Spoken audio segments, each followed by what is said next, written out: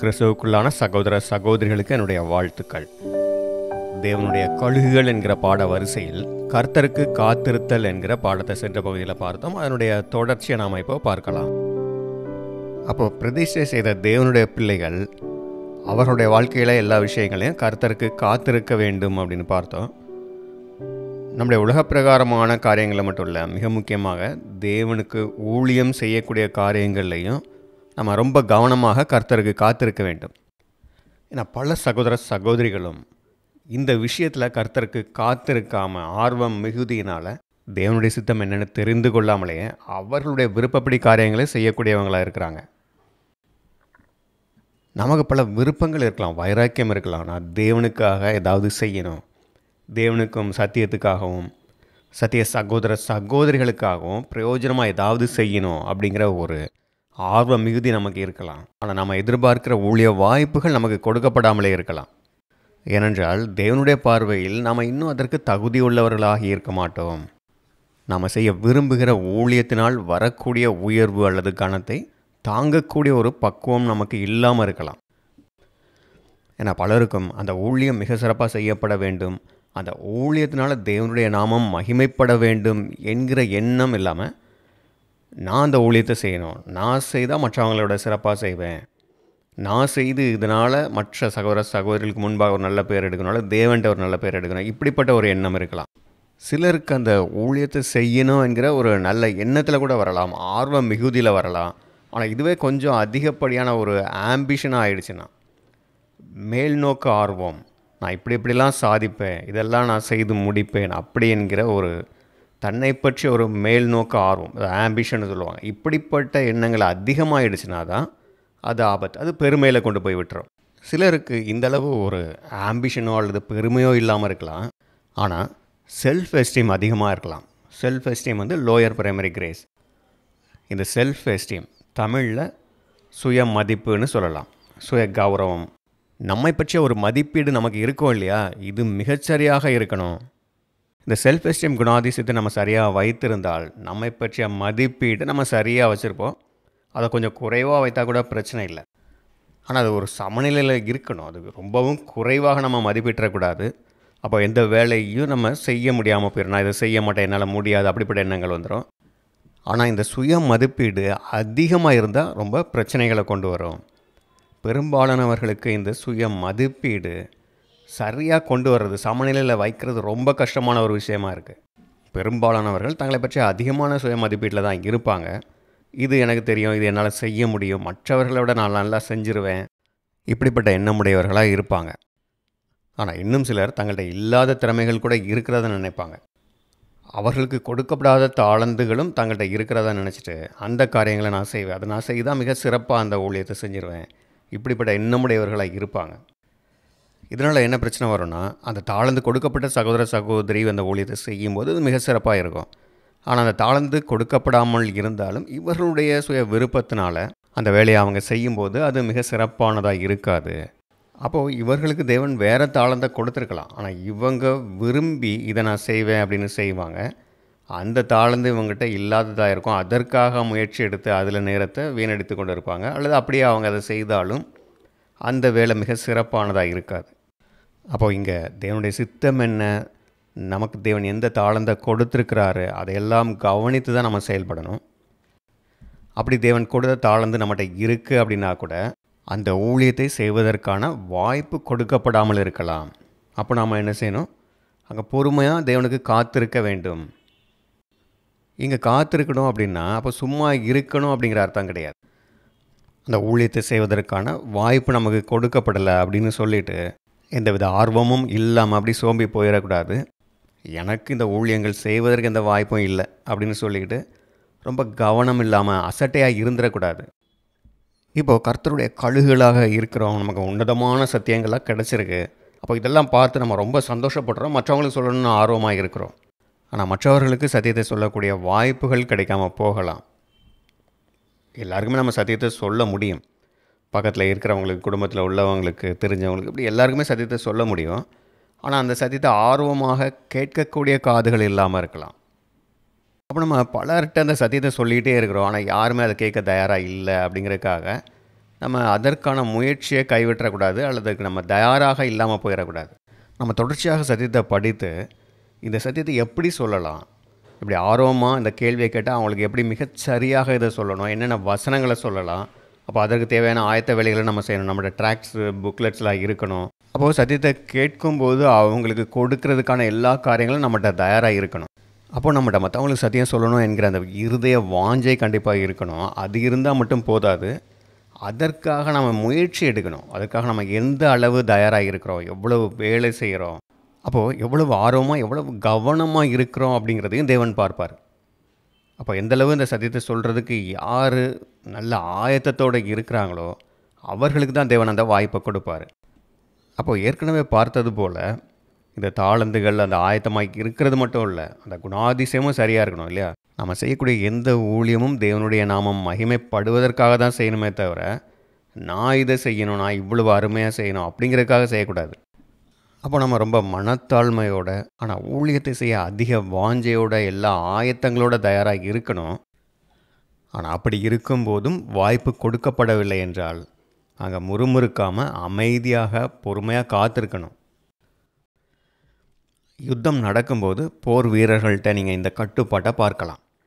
அவர்களுடைய தளபதி அல்லது மேல் அதிகாரிகள்கிட்ட இருந்து அவங்களுக்கு கட்டளை வரும் வரைக்கும் அது எவ்வளவு உக்கிரமான யுத்தகலமாக இருந்தாலும் அவங்க காத்து கொண்டு இருப்பாங்க. அவங்களாக உடனே போய் தாக்குதல் நடத்தவோ அல்லது அவங்க சொந்த திட்டத்தின்படி அங்கே செயல்பட முடியாது. அவர்களுடைய மேல் அதிகாரிகள்கிட்ட இருந்து கட்டளை வரும் வரைக்கும் காத்திருப்பாங்க. எதிரி வீரர்கள் ரொம்ப நெருங்கி வந்திருக்கலாம், இவங்களை நோக்கி பயங்கரமாக தாக்குதல் நடத்திட்டு இருக்கலாம். ஆனாலும் அந்த கட்டளை வர்ற வரைக்கும் அவங்க பொறுமையாக காத்திருப்பாங்க. கட்டளை வந்ததும் அந்த கட்டளையின்படி தான் செயல்படுவாங்க. ஒவ்வொரு போர் வீரர்களும் அவங்க விருப்பப்படி அவங்க விரும்பின நேரத்தில் தாக்குதல் நடத்த ஆரம்பித்தாங்கன்னா அது மற்ற போர் வீரர்களுக்கும் மிகப்பெரிய ஆபத்தை கொண்டு வந்துடலாம், அல்லது அவங்க படைக்க பெரிய ஆபத்தை கொண்டு வந்துடலாம். அந்த தேசமே தோற்கடிக்கப்படலாம். அப்போ போர்க்களத்தில் போர் வீரர்கள் அவங்க மேலதிகாரிகளுடைய கட்டளைக்காக காத்திருப்பது எவ்வளவு அவசியமாக இருக்குது. இது மாதிரி விளையாட்டுப் போட்டிகளே நீங்கள் பார்க்கலாம். அவர்கள் ஒரு அணியாக விளையாடும்போது அந்த அணியில் இருக்கக்கூடிய எல்லாருமே அந்த வெற்றிக்காக தான் வேலை செய்கிறாங்க. அப்போ ஃபுட்பால்னு எடுத்துக்கிட்டிங்கன்னா அங்கே ஒருத்தர் கோல் அடிக்கிறாருன்னா அந்த கோல் அடிக்கிறதுக்கு அந்த பந்தை மிக சரியான இடத்துக்கு சரியான நேரத்தில் அவருடைய காலுக்கு கொண்டு வந்து கொடுக்குற மற்ற வீரர்களும் அந்த வெற்றியில் பங்கெடுக்கிறாங்க. அப்போ இங்கேயும் தேவனுடைய பிள்ளைகளும் அவங்க விருப்பப்பட்டதை எல்லாம் விருப்பப்பட்டபடி செய்ய மாட்டாங்க.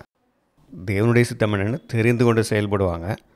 அப்போது அவர்களுக்கான என்ன தாளந்து கொடுத்துருக்கிறாரோ அந்த தாளந்தை பயன்படுத்தி ஊழியம் செய்வாங்க.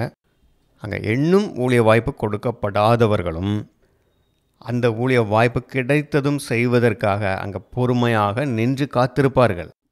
அப்போது அங்கே எல்லாருக்கும் தெரியும்படியாக வேலை செய்பவர்கள் மட்டும் ஊழியம் செய்யவில்லை, அங்கே பொறுமையாக மனத்தாழ்மையோடு நின்று காத்திருப்பவர்களும் தேவனுக்காக ஊழியம் செய்து கொண்டு தான் இருக்கிறாங்க. அப்படி காத்திருக்கிறவர்களை தேவன் தெரிந்து கொண்ட நேரத்தில் அவர்களுக்கான மிகச்சரியான வேலையில் அவர்களை பயன்படுத்துவார். இதற்கு நம்ம வேதாகமத்தில் ஏராளமான எடுத்துக்காட்டுகளை பார்க்குறோம். யோசேப்பு, மோசே, தாவீது, இப்படி பலருடைய வாழ்க்கையை பார்த்தீங்கன்னா அவர்களை தேவன் தெரிந்தெடுத்திருந்தும் அவங்க தேவனுடைய ஊழியத்தை செய்யணும்னு முயற்சி எடுத்த பிறகும் கூட அதற்காக அவங்க பல வருடங்கள் காத்திருக்க வேண்டியது இருந்தது. யோசேப்பு எத்தனையோ வருடங்கள் அங்கே சிறைச்சாலையிலே கிடந்தார். யோசிச்சு பாருங்கள், சகோதரர்களால் பகைக்கப்பட்டு அவர் எகிப்துக்கு அங்கே விற்று போடப்பட்டாலும், இப்படி அடிமையாக விற்கப்பட்டாலும் எகிப்தில் போத்திபாருடைய வீட்டில் வேலை செய்து உண்மையாக இருந்து ஒரு நல்ல நிலைக்கு வர்றார். ஆனால் அங்கேயும் செய்யாத குற்றத்துக்காக குற்றம் சாட்டப்பட்டு சிறையில் அடைக்கப்படுறாரு. நம்ம எளிதாக இன்றைக்கு அவருடைய கதையை படிச்சிடலாம். இப்படி அவர் சிறையில் அடைக்கப்பட்டு அங்கே கொஞ்ச காலம் இருந்தார், அதற்கு பிறகு பார்வோனால் உயர்த்தப்பட்டார் அப்படின்னு ரொம்ப எளிதாக படிச்சுட்டு போயிடலாம். ஆனால் நம்ம அவருடைய நிலையில் இருந்து யோசித்து பார்த்தா தான் அது எவ்வளவு கடினமான ஒரு இக்கட்டான சூழ்நிலை அப்படிங்கிறது தெரிய வரும். அவருடைய விசுவாசத்திற்கும் தேவனுக்காக காத்திருத்தலுக்கும் மிக கடுமையான சோதனை அது இருந்தது. நமக்கு கதையுடைய முடிவு தெரியுது, ஆனால் அவருக்கு தேவன் எப்படியாவது தன்னை காப்பாற்றுவார், வெளியே கொண்டு வந்துடுவார் அப்படின்னு அவர் பல நாட்களாக காத்திருந்து கொண்டே இருந்திருக்கலாம். நாட்கள் அங்கே மாதங்களாகி இருக்கும். இப்படியே பல மாதங்கள் போன பிறகும் அவருக்கு விடுதலை கிடைக்காமல் இருக்கும்போது அப்போ அவருடைய எண்ணங்கள் எப்படிப்பட்டதாக இருந்திருக்கும் இல்லையா? அவருடைய விசுவாசத்துக்கு எவ்வளோ பெரிய சோதனை. பல மாதங்களாகி வருடங்களாகி அதற்கு பிறகு விடுதலை கிடைக்காமல் அவர் உள்ளே இருக்கும்போது அப்போ அவர் எந்தளவு விசுவாசத்தோடு இருந்திருக்கணும், பொறுமையாக இருந்திருக்கணும். அப்போ அவருடைய விசுவாசம், பொறுமை, காத்திருத்தல் இதற்கெல்லாம் இது கடுமையான பரீட்சையாக இருந்திருக்கும்.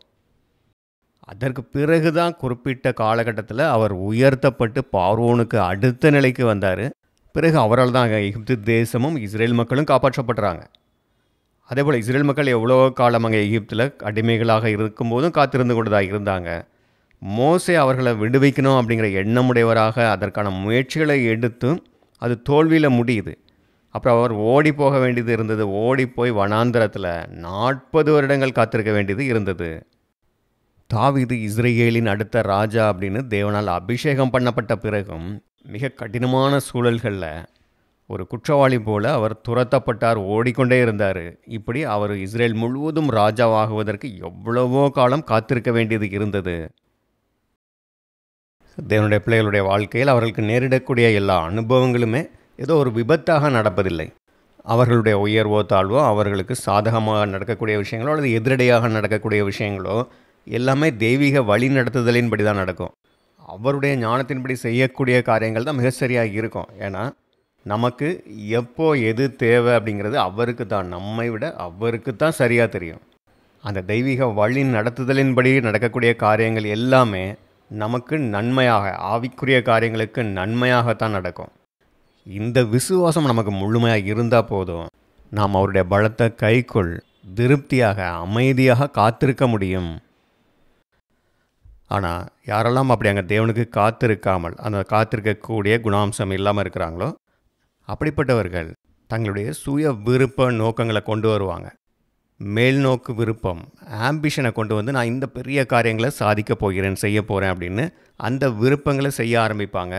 அது தேவனுடைய சித்தமா, அதுக்கு தேவனுடைய அனுமதி இருக்குதா, இதெல்லாம் யோசிக்காமல் செயல்பட ஆரம்பிச்சிருவாங்க. இது லூசிபருடைய ஆவியாக இருக்குது. அங்கே லூசிபர் இப்படி தான் யோசித்தான் இல்லையா? அவன் தேவனை பார்த்து தேவனை போன்ற அந்த மகிமையான நிலைக்கு என்ன உயர்த்தி கொள்ளுவேன்னு அவனுடைய சொந்த நோக்கங்களை செயல்படுத்த ஆரம்பிக்கிறான். தேவன் ஏதேன் தோட்டத்தில் அவனை ஆதாமை காப்பாற்றுகிற கேருபாக வைத்திருந்தார்.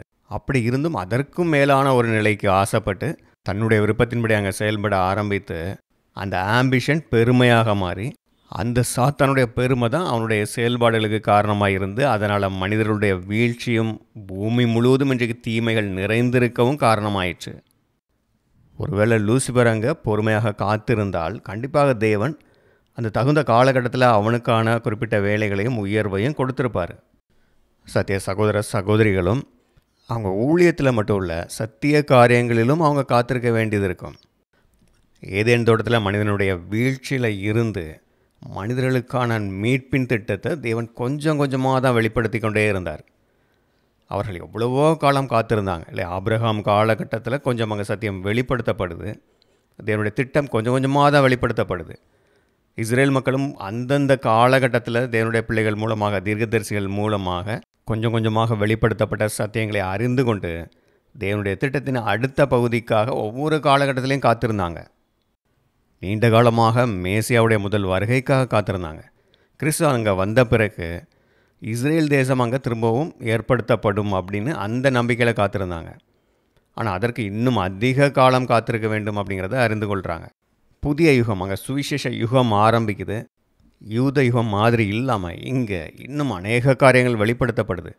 அப்போ அவங்க எப்படி நடந்துக்கணும், எந்தெந்த காரியங்களை கடைப்பிடிக்கணும், எதை விடணும், இதற்கான காரியங்கள் எல்லாம் அங்கே வெளிப்படுத்தப்படுகிறதுனாலும் அதுவும் கொஞ்சம் கொஞ்சமாக தான் அங்கே வெளிப்படுது.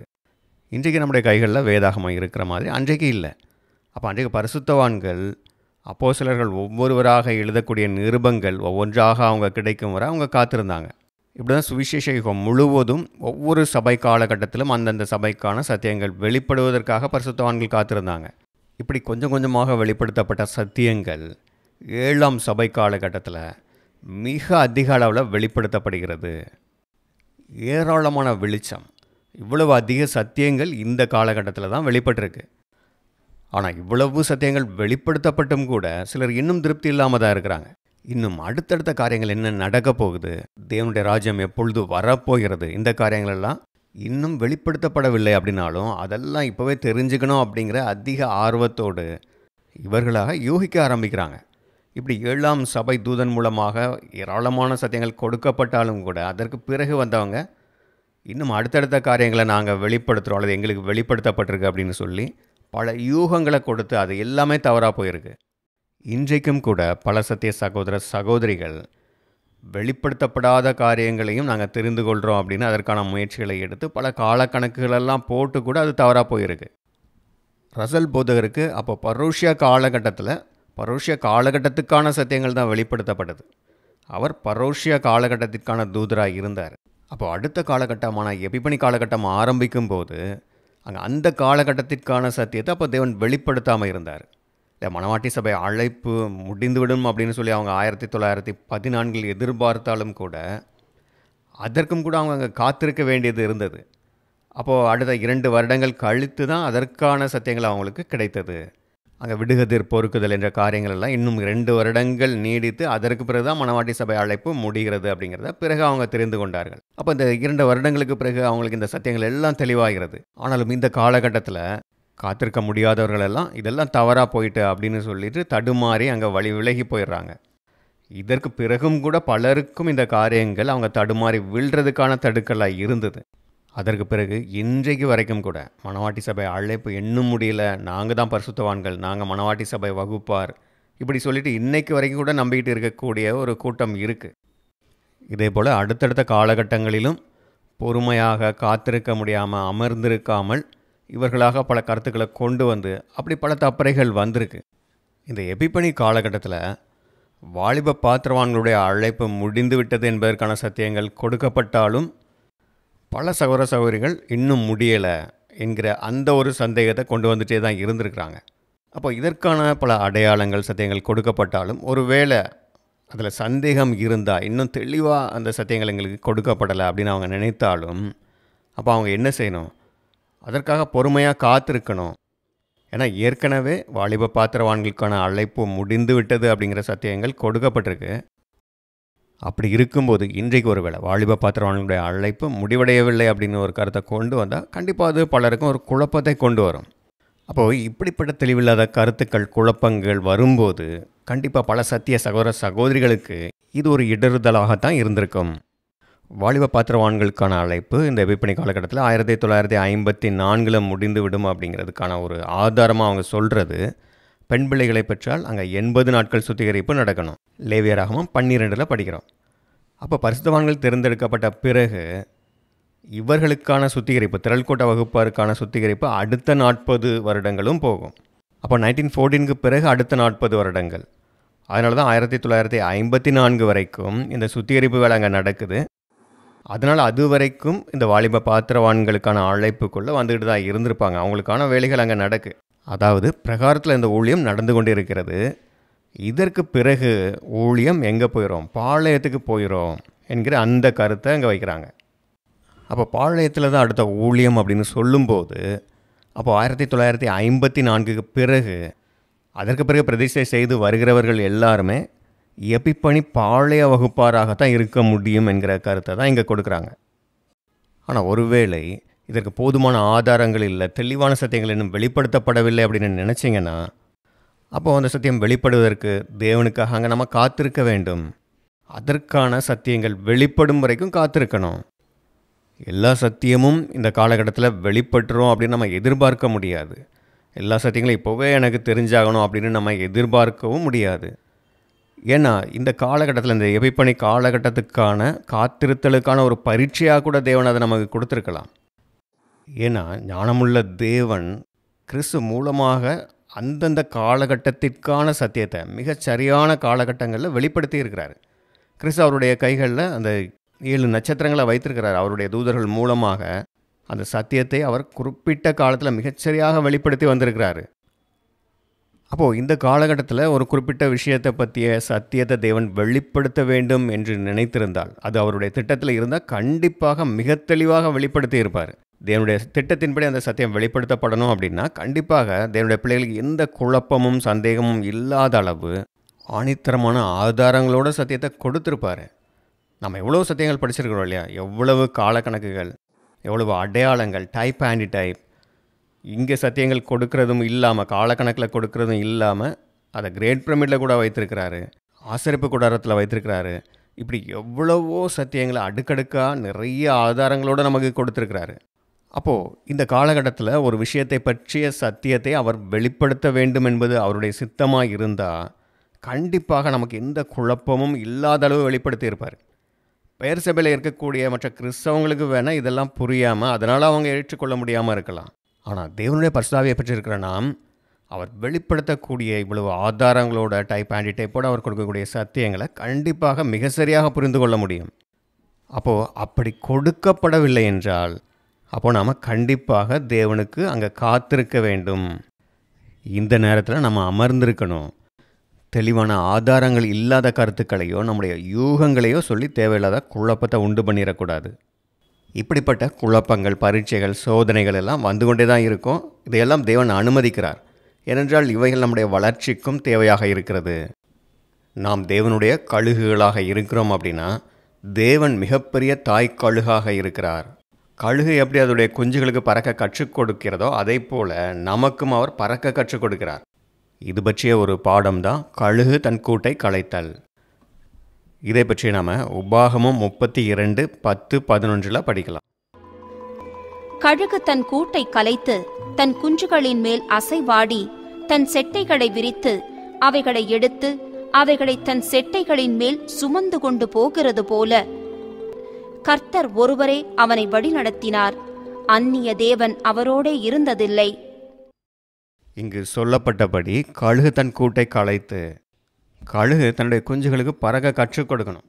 அப்போ அது பறக்க கற்றுக் கொடுக்கணும்னா அதுக்கு முன்பு அது அந்த கூட்டை கலைத்து விடும். ஏன்னா இந்த கழுகு குஞ்சுகளுடைய பெற்றோர் அதுக்கு தொடர்ந்து உணவை எடுத்து வந்து கொடுக்கும். இந்த கழுகு குஞ்சுகள் கூட்டில் இருந்து அந்த உணவை சாப்பிட்டு கொண்டு அந்த கூட்டிலே இருந்துக்கிட்டு இருக்கும். இப்படியே இருந்துக்கிட்டு இருந்தால் அது பறக்க கற்றுக்கொள்ள முடியாது. அது கொஞ்சம் வளர்ந்த பிறகும் கூட அந்த கூட்டில் இருந்து அடுத்தடுத்த கிளைகளுக்கு தாவும், அல்லது கொஞ்சம் தூரம் அப்படி பறந்துட்டு திரும்ப அந்த கிளையில் இருந்து திரும்ப கூட்டுக்கு வந்துடும். இதனால தான் அந்த கழுகுகள் என்ன செய்யணும், அந்த கூட்டை களைச்சிரும். அப்படி களைத்தால்தான் அந்த கழுகு பறக்க கற்றுக்கொள்ளும். அப்போ அதுக்கு பறக்க கற்றுக் கொடுக்கறதுக்கும் இந்த தாய் கழுகு என்ன செய்யுது, அதை உயரமான இடத்துல இருந்து தள்ளி பறக்க வைக்குது. அப்போ ஒருவேளை அது பறக்க முடியாமல் கீழே நோக்கி விழுந்துச்சுன்னா அப்போ தாய் கழுகு கீழே போய் அதனுடைய செட்டைகளில் அதனுடைய குஞ்சுகளை தாங்கி கொள்ளும். இப்படி தான் அந்த கழுகு குஞ்சுகளுக்கு ஒரு நிர்பந்தமான சூழ்நிலையை உருவாக்கி பறக்க கற்றுக் கொடுக்கிறது. அப்படி இல்லைன்னா அந்த கழுகு குஞ்சுகள் அந்த கூட்டிலே உட்கார்ந்துடும், பறக்க கற்றுக்கொள்ளவே முடியாது. அதே போல் தான் தேவன் இங்கே அவருடைய பிள்ளைகளுக்கும் இந்த மாதிரியான பல சோதனைகள், பரீட்சைகள், இப்படிப்பட்ட சூழல்களை உருவாக்குறார்.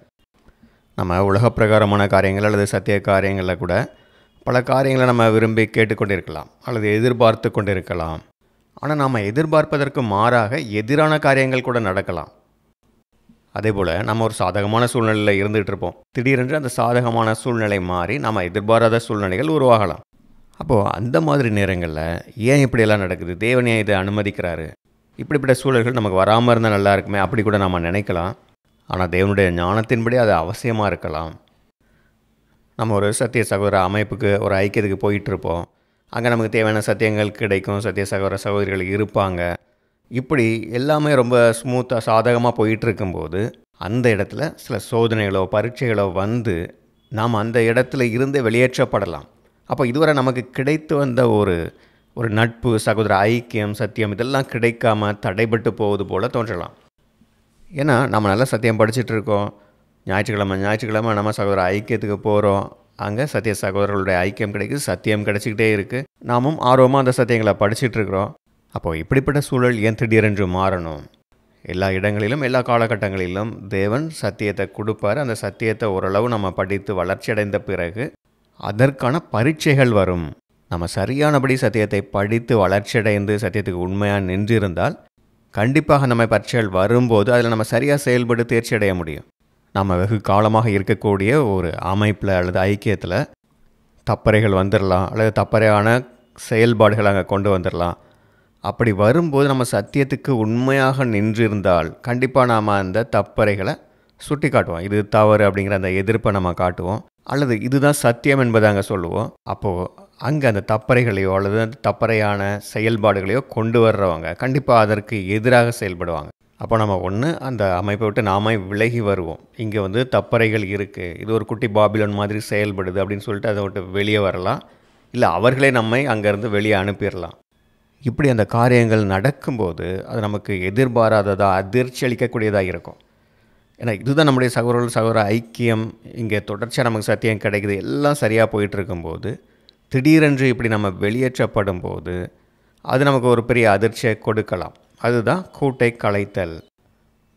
ஏனென்றால் இது போன்ற காரியங்கள் நடைபெறாவிட்டால் நாம் அந்த சாதகமான சூழ்நிலையில் அப்படியே இருந்துருவோம். அந்த கம்ஃபர்ட் ஜோனில் இருந்துட்டு வெளியே வர முடியாமல் அல்லது அடுத்த கட்ட வளர்ச்சிக்கு வாய்ப்பு இல்லாமல் இருந்துருவோம். ஆனால் தேவன் இந்த மாதிரி ஒரு கூட்டை கலைத்தல் என்கிற அனுபவத்தை கொடுத்து நமக்கு அங்கே ஒரு பெரிய மாற்றத்தை கொடுத்து நம்மளை வெளியே கொண்டு வரும்போது அப்போது நம்மகிட்ட இந்த சத்தியத்துக்காக போராடும் குணம், வைராக்கியம் இதுவும் வளர்ச்சி அடையும். இன்னும் அதிக சத்தியங்களை கற்றுக்கொள்வோம். அதற்கு முன்பு வர மற்ற சகோதரர்களையோ அல்லது அந்த அமைப்பையோ சார்ந்தே இருந்திருப்போம். ஆனால் இப்போது சத்தியத்துக்காக நம்ம தனித்து நின்று போராட கற்றுக்கொள்வோம். அது மட்டும் இல்லை, இன்னும் அதிகமாக ஊழிய வாய்ப்புகள் நமக்கு வரும். இப்படிப்பட்ட அனுபவங்கள் எல்லா சத்திய சகோதரர்களுக்கும் வரும். ஆனால் அவங்க உண்மையாக சத்தியத்துக்கு உறுதியாக அங்கே நின்று போராடணும்.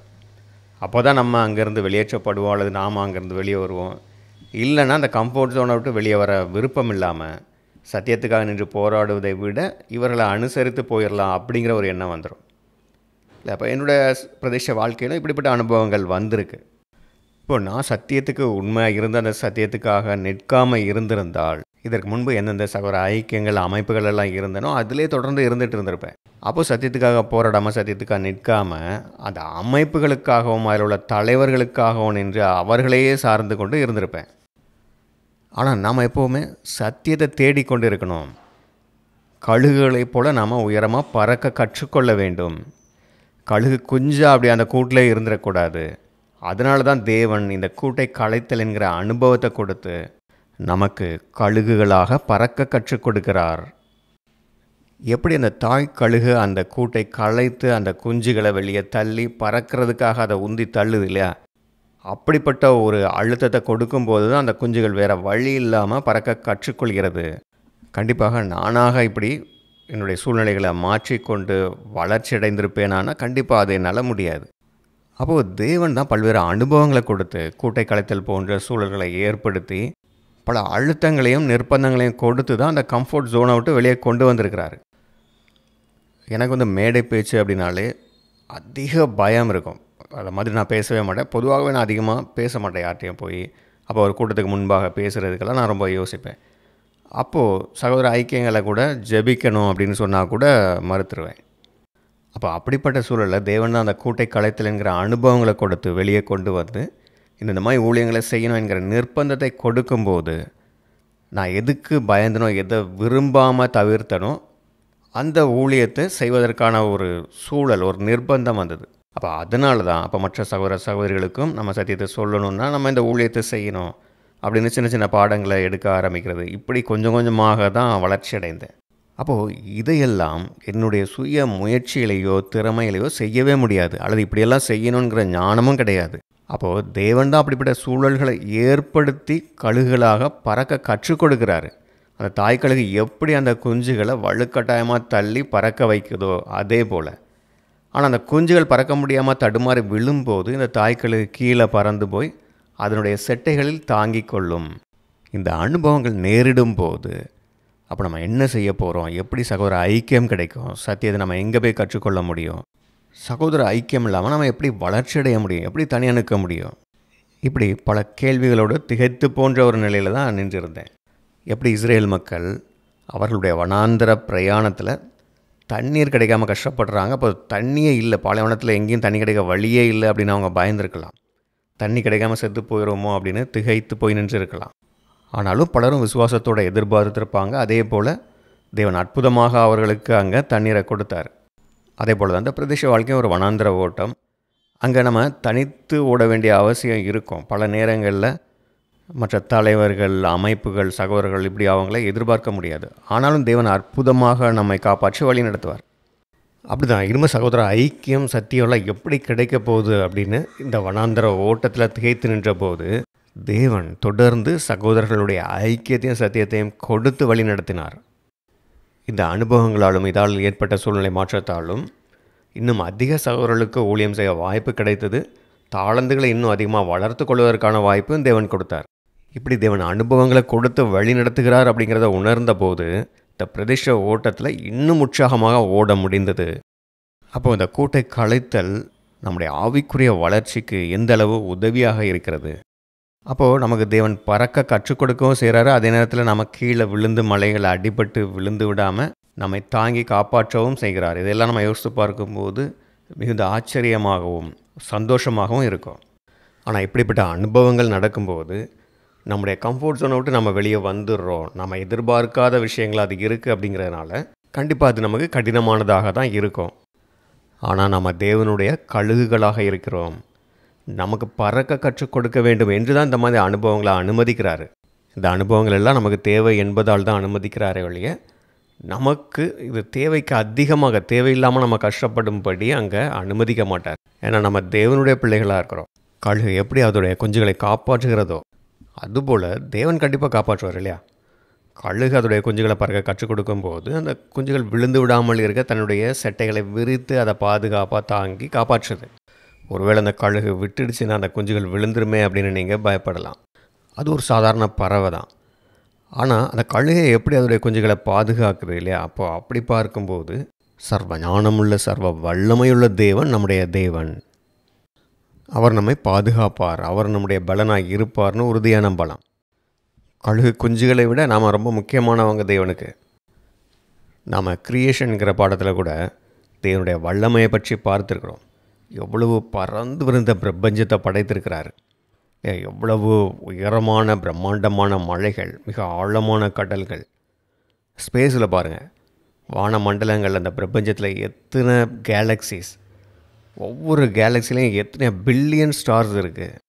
ஒவ்வொரு ஸ்டாரையும் இன்றைக்கி அறிவியல் ஆராய்ச்சியாளர்கள் பார்த்து பிரமிச்சு போகிறாங்க. ஏன்னா அவ்வளோ பிரம்மாண்டமாக இருக்குது. பீட்டில் ஜூஸ் என்கிற ஒரு ஸ்டாரை நீங்கள் ஓரியன் கான்ஸ்டலேஷனில் பார்க்கலாம். நம்ம கண்களால் பார்க்கக்கூடிய நட்சத்திரங்களில் இதுதான் மிக பிரம்மாண்டமான ஒரு ஸ்டார். இந்த ஸ்டார் ரெட் சூப்பர் ஜாயண்ட் என்கிற பிரிவை சேர்ந்தது.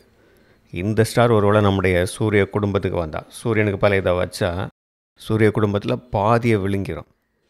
ஜூபிட்டர் சூரியன்லேருந்து எவ்வளவோ தள்ளி இருக்கு இல்லையா? ஒவ்வொரு கிரகத்துக்கு இடையில் அவ்வளவு தொலைவு ஸ்பேஸ் இருக்குது. இந்த ஸ்டார்லாம் நடுவில் இருந்துச்சுன்னா ஜூபிட்டர் எங்கே இருக்கோ அதையும் தாண்டி போயிடும். அவ்வளோ பிரம்மாண்டமான ஸ்டார். இந்த ஸ்டாரே இவ்வளோ பிரம்மாண்டமாக இருக்குன்னா இதையெல்லாம் விட மிக பிரம்மாண்டமான நெபுலாக்கள் இருக்குது. இதை மாதிரி பல ஸ்டார்களை உருவாக்கக்கூடிய நெபுலா இருக்குது. இப்படிப்பட்ட எண்ணற்ற நெபுலாக்கள், பிளாக் ஹோல்ஸை உள்ளடக்கிய கேலக்சிஸ் இருக்குது. நாம் இருக்கிற மில்கிவே கேலக்சியே கற்பனை செய்ய முடியாத பிரம்மாண்டமாக இருக்குது. ஆனால் நம்ம கேலக்சியை விட பிரம்மாண்டமான கேலக்சிஸ்லாம் இருக்குது. இதுவரை நமக்கு தெரிந்த அளவிலேயே எத்தனையோ மில்லியன் கேலக்சிஸ் இருக்குது. அப்படி தேவனுடைய படைப்புகளை எல்லாம் பார்க்கும்போது அவ்வளவு பிரமிப்பாக இருக்குது. அப்படி பிரமிக்கத்தக்க வகையில் படைத்திருக்கிறார். தேவனுடைய மகிமையை வெளிப்படுத்தக்கூடியதாக அவருடைய படைப்புகள் இருப்பதை நம்ம கண்களால் பார்க்கிறோம். அவ்வளவு மகிமையாக இருக்குது. இவைகளை நீங்கள் பார்க்கும்போது கண்டிப்பாக த க்ளோரி ஆஃப் காட்னு சொல்லலாம். அவருடைய மகிமையை வெளிப்படுத்தக்கூடியதாக அவருடைய மகிமையாக இருக்குன்னு சொல்லலாம். ஆனால் இதையெல்லாம் விட தேவனுக்கு மகிமையாக இருக்கிறது எது தெரியுமா? அவருடைய படைப்புகளில் இவைகளை விட பெரிதாக அவர் நினைப்பது நாம் தான். இந்த பிரம்மாண்டமான படைப்புகளை எல்லாம் விட இந்த சத்தியத்தை கேட்டுக்கொண்டிருக்கிற நீங்கள் தான் தேவனுக்கு மிக முக்கியமானவர்களாக, தேவன் விரும்பக்கூடியவர்களாக இருக்கிறீர்கள். ஏன்னா நம்ம சிந்திக்கக்கூடிய ஜீவிகளாக இருந்து தேவனுடைய மகிமையை பார்த்து போற்றி துதிக்கிறோம். அவருடைய காரியங்களை நாம் மதித்துணர்கிறோம். அதனால் அவரை பற்றி அறிந்து கொண்ட சத்தியத்தை படிக்கிற தேவனுடைய பிள்ளைகள், குறிப்பாக தேவனுக்கு பிரதிஷ்டை செய்திருக்கிற தேவனுடைய ஜனங்கள் அவருடைய சொத்தாக இருக்கிறார்கள். உபாகமம் 32:9 இதைத்தான் பார்க்குறோம். கர்த்தருடைய ஜனமே அவருடைய பங்கு, யாக்கோபு அவருடைய சுதந்திர வீதம். அப்போ ஆவிக்குரிய இஸ்ரேலியர்களாகிய நாம் அவர் தெரிந்து கொண்ட பங்காக இருக்கிறோம். அதனால் கண்டிப்பாக அவர் நம்ம அதிக அக்கறையுள்ளவராக, அன்புள்ளவராக இருக்கிறாரு. நமக்கு தேவையில்லாத அனுபவங்களை கண்டிப்பாக அவர் அனுமதிக்க மாட்டார். அதனால் தேவையில்லாமல் நம்மை பாதிக்கக்கூடிய எல்லா காரியங்களில் இருந்தும் நம்மை பாதுகாப்பதற்கு மிகுந்த கவனமுள்ளவராக இருப்பார். கண்டிப்பாக அவருடைய வல்லமையை பற்றி நமக்கு தெரியும் இல்லையா? கண்டிப்பாக அவரால் நம்மை பாதுகாக்க முடியும். அதே அளவுக்கு நம்மில் அதிக கவனம் உள்ளவராக அன்புள்ளவராக இருக்கிறார் அப்படிங்கிற நிச்சயமும் நமக்கு இருக்கணும். 10வது வசனத்தில் நம்ம பார்க்குறோம், அவனை தமது கண்மணியைப் போல காத்தருளினார். நம்முடைய கண்மணியை யாராவது தொற்ற முடியுமா? இல்லையா? கிட்ட ஒரு விரல் அல்லது எந்த பொருள் வந்தாலும் உடனடியாக நம்முடைய கரங்கள் முன்னால் வந்துடும். அப்படி ஆவிக்குரிய இஸ்ரவேலர்களாகிய நம்மை அவருடைய கண்மணியைப் போல பாதுகாக்கிறார். சகரியா 2:8. உங்களை தொடுகிறவன் அவருடைய கண்மணியை தொடுகிறான். இதோட பெரிய வாக்கு நமக்கு என்ன வேணும்? நமக்கு உற்சாகம் மூட்டக்கூடியதாக, நமக்கு தைரியத்தை கொடுக்கக்கூடியதாக இது இருக்கிறது. ஒருவேளை நாம் எதிர்பார்க்கிற சில காரியங்களை அவர் நமக்கு கொடுக்காமலே இருக்கலாம். சில பலகீனங்கள், சில சூழ்நிலைகள் நமக்கு தேவன் கொடுக்கும்போது நமக்கு கஷ்டமாக இருந்தாலும் நம்முடைய நன்மைக்காக அவர் அதை அனுமதித்திருப்பார். பரிசுத்த பவுல் கூட கேட்குறார் இல்லையா, அவர் கண்களில் இருந்த அந்த குறை நீக்கப்படணும்னு கேட்கும் பொழுது அப்போது கிறிஸ்து என்ன சொல்கிறாரு? 2 கொரிந்தியர் 12:9. அதற்கு அவர், என் கிருபை உனக்கு போதும், பலவீனத்திலே என் பலம் பூரணமாய் விளங்கும் என்றார். ஆகையால் கிறிஸ்துவின் வல்லமை என்மேல் தங்கும்படி என் பலவீனங்களை குறித்து நான் மிகவும் சந்தோஷமாய் மேன்மை பாராட்டுவேன். அவருடைய கிருபை போதும். நம்முடைய பலவீனத்தில் அவருடைய பலம் பூரணமாய் விளங்கும். அவருடைய வல்லமை நம்மோடு இருந்து நம்மை பாதுகாக்கும். இதில் விசுவாசத்தோடு இருக்கணும். நாம் வழி விலகி போயிடக்கூடாது, அதுதான் முக்கியம். மத்தேயு 23:37 கூட இயேசு கிறிஸ்து இஸ்ரேல் மக்களை பார்த்து சொல்கிறார், எத்தனையோ முறை நீ வழி விலகி போனால் கூட கோழி தன் குஞ்சுகளை தன் சிறகுகளின் கீழே கூட்டி சேர்த்து கொள்ளும் வண்ணமாக நான் எத்தனையோ தரம் உன் பிள்ளைகளை கூட்டி சேர்த்து கொள்ள மனதாக இருந்தேன்னு சொல்கிறார். உங்களுக்கோ மனதில்லாமல் போயிற்று. அப்போது நாம் எப்போவுமே தேவனை நெருங்கி சேர்ந்து கொண்டே இருக்கணும். அவரோட ஐக்கியத்தில் நெருங்கி இருக்கணும். அப்படி இருந்தால்தான் அவரால் நம்மை பாதுகாக்க முடியும். அப்போது எந்த அளவுக்கு நாம் தேவனுடைய சித்தத்துக்கு இசைவாக செயல்பட்டு தேவனை நெருங்கி இருக்கிறோமோ அந்த அளவுக்கு தேவனுடைய பாதுகாப்பில் நாம் இருப்போம். தேவனுடைய செட்டைகள்னு சொல்லும்போது அவருடைய வல்லமையினால் நம்மை பாதுகாப்பதையும் குறிக்கிறது. 2 செட்டைகள், பழைய ஏற்பாடு புதிய ஏற்பாடு என்று வேதாகமம் தேவனுடைய வசனத்தையும் குறிக்கிறது. அப்போது தேவனுடைய வசனங்களும் நமக்கு அறிவை உணர்த்தி நம்முடைய குறைகளை எல்லாம் காண்பித்து நாம் ஞானத்திலும் குணாம்சத்திலும் வளர்ச்சியடைய உதவி செய்கிறது. கழுகு தேவனுடைய ஞானத்தை குறிக்கிறது என்றும் பார்த்தோம். நம்ம ஒரு வலிமையான ஆவிக்குரிய மனிதனாக வளர்ச்சி அடையும் போது அவருக்கு கீழ்ப்படிந்து அவருடைய சித்தத்தின்படியே செயல்படுவது தான் ஞானமான ஒரு காரியம் அப்படிங்கிறத நம்ம உணர்ந்து கொள்கிறோம். இப்படி அவருடைய ஞானத்தை கொடுத்து உலகத்தனம், பாவம், இப்படி தீமையான காரியங்களில் இருந்தெல்லாம் நம்மை பாதுகாக்கிறார். மாம்ச இஸ்ரேலர்களுக்கும் இதே போன்ற கூட்டை கலைத்தல் அனுபவங்கள் கிடைச்சிருக்கு. ஆவிக்குரிய இஸ்ரேலர்களுக்கும் கிடைச்சிருக்கு. எத்தனையோ பரிசுத்தவான்களுக்கும் அவங்களோட வாழ்க்கையில் இந்த அனுபவங்கள் எல்லாம் கொடுக்கப்பட்டிருக்கும். அதேபோல் நம்முடைய வாழ்க்கையிலும் தேவன் கொடுக்கக்கூடிய அனுபவங்களில் நம்ம மிகுந்த விசுவாசத்தோடு இருந்து பொறுமையாக காத்திருந்து இந்த பிரதிஷ்ட ஓட்டத்தை சரியானபடி ஓடி முடிப்பதற்கு தேவன் தாமே கிருபை செய்வாராக. ஆமேன். உமது நிமித்தம் எந்நேரமும் கொல்லப்படுகிறோம், அடிக்கப்படும் ஆடுகளைப் போல எண்ணப்படுகிறோம் என்று எழுதியிருக்கிறபடி நேரிட்டாலும் கிறிஸ்துவின் அன்பை விட்டு நம்மை பிரிப்பவன் யார்? உபத்திரவமோ, வியாகுலமோ, துன்பமோ, பசியோ, நிர்வாணமோ, நாசமோசமோ, பட்டயமோ? இவை எல்லாவற்றிலேயும் நாம் நம்மில் அன்பு கூறுகிறவராலே முற்றும் ஜெயம் கொள்ளுகிறவர்களாய் இருக்கிறோமே.